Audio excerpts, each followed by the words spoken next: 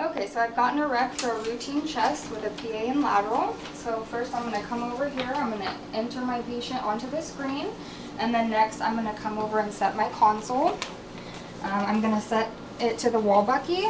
I'm going to make sure that there is 3 lights for the detector area. And then I'm going to set my KV at 110. It can be anywhere from 105 to 120. And then my mask can be anywhere from 4 to 8.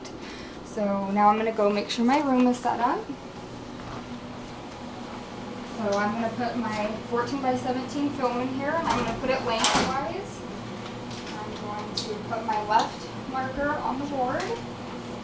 I made sure that my tube is detented to the bucky and detented to 72 inches, and my light is at 14 by 17. So now I'm going to go get my patient. Hi, my name's Katie. I'm going to be taking your chest x-ray today. Can you tell me your first and last name? 100. Okay, your birthday. 3/16/89. Okay, is there any chance you could be pregnant?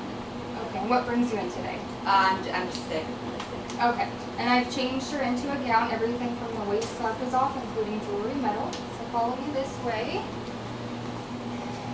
Okay, I'm going to have you put your chest against the board here. Okay, so I'm going to make sure I level the light at T7, the central ray. I'm going to make sure and shield her.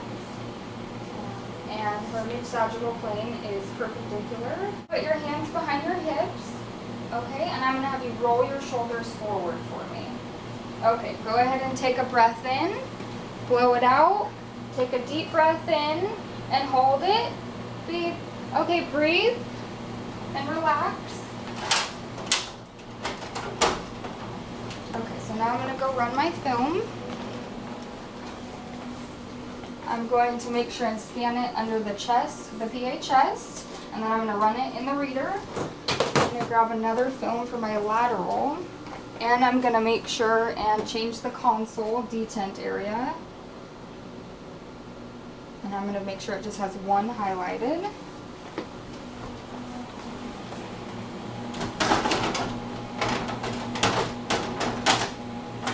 Okay, so can you turn towards that wall? And put your hands over your head, and the central ray is still going to enter T7. So I'm going to make sure she's not rotated. Okay, taking a breath, blow it out, taking a deep breath, and hold it. Okay, breathe, and relax. And she's all finished, so I'm going to go run the lateral.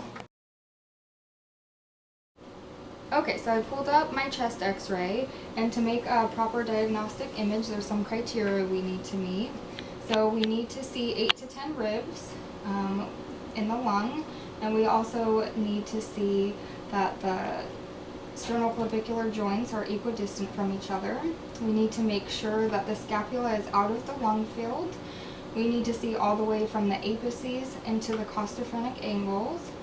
We also need to see a faint shadow of the spine through the heart. We need to make sure that our correct marker is on the correct side of the patient, and also that there is collimation. For the lateral, we need to also make sure there's collimation and that the correct marker is there. We need to see the hilar region, which is in the middle of the lung. We need to have the humerus out of the way, up and out of the way. We also need to make sure we see the apices and the costophrenic angles of the lung. And we also need to make sure that there is no rotation of the ribs and that they are superimposed. And that will make a diagnostic image.